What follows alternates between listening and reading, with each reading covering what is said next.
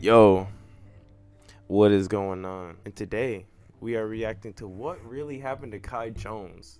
I don't know if y'all saw Kai Jones. He was low-key tweaking on the gram and on Twitter too. But we're gonna see what really happened to Kai Jones. Let's go. I get infinity money. About the safety of Hornets center Kai Jones. He went on he's a IG center? Live sweating yeah, in his house and slurring his words. The Hornets initially said nothing, but then things got worse. He started posting wild things about himself. Why didn't nobody stop him, bro? Like, doesn't he have like a girl, bro? She not a real one. She not a real one, bro. Like, she could have been like, Kai, what are you doing? You gotta stop this. You look crazy.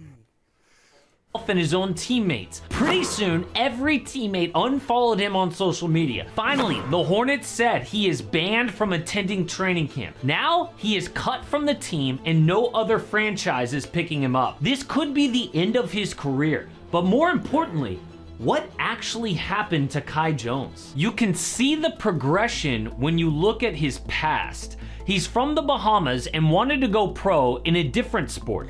Kai was such a good track athlete, he represented his country for the triple jump in the Junior Olympics. That is big in the Bahamas because track is their best sport. They've won 16 Olympic medals, 14 of them in track and field. But his mom was going to college in Florida, so he got exposed to basketball at age 12. He tried out for his 7th grade team, but got cut. Tried out for the 8th grade team, but didn't make it. So he moved back home to further his long jump career. That is when he had a massive growth spurt to 6'7" at 15 years old.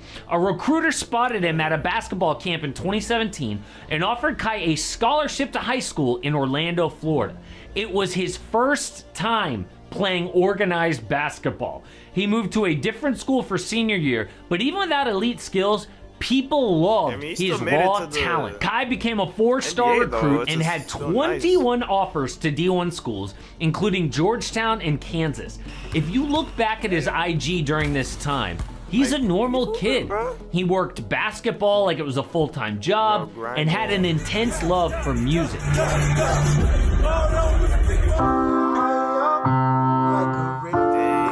He probably got at one of those concerts, like maybe somebody tried to, you know what I'm saying? He tried to give him some. He's like, you know what? Yeah, you know what I'm saying? I'll just try this one time. And then here he is now tweaking.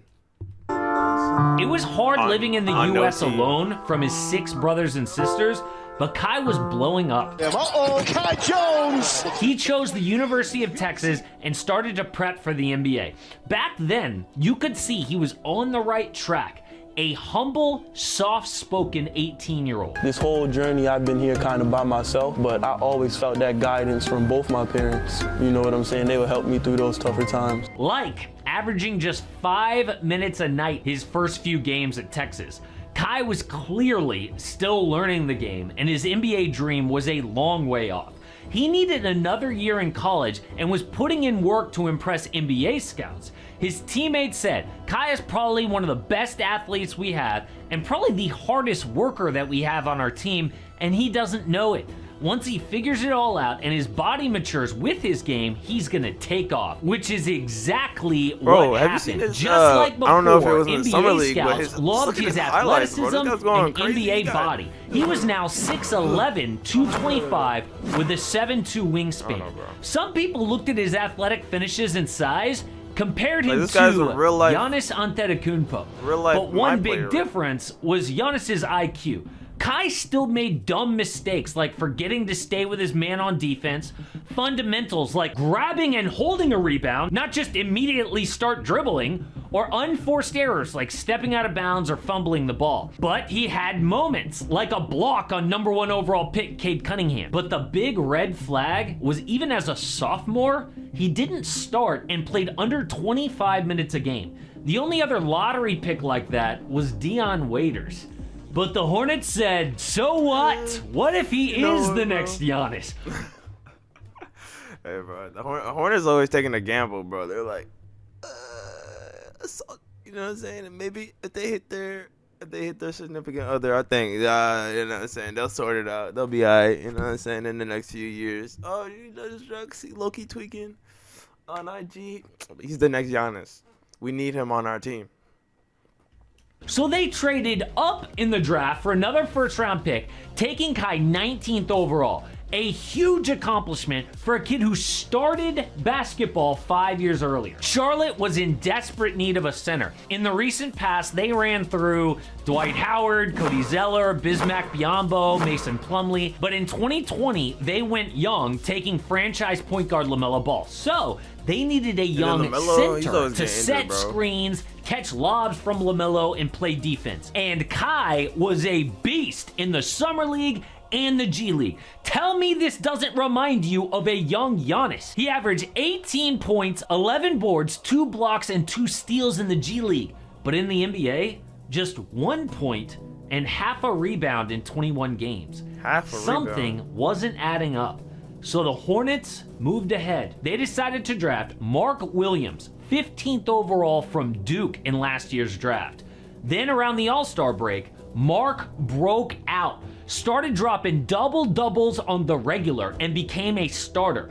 A force on both sides of the ball. In a game against the Spurs, he had 4 blocks in 29 minutes. Mark Williams stole the future center job from Kai Jones, and he's already their starter 1 year in. So this summer, Kai showed up again in Vegas, dunking on Victor Wembanyama.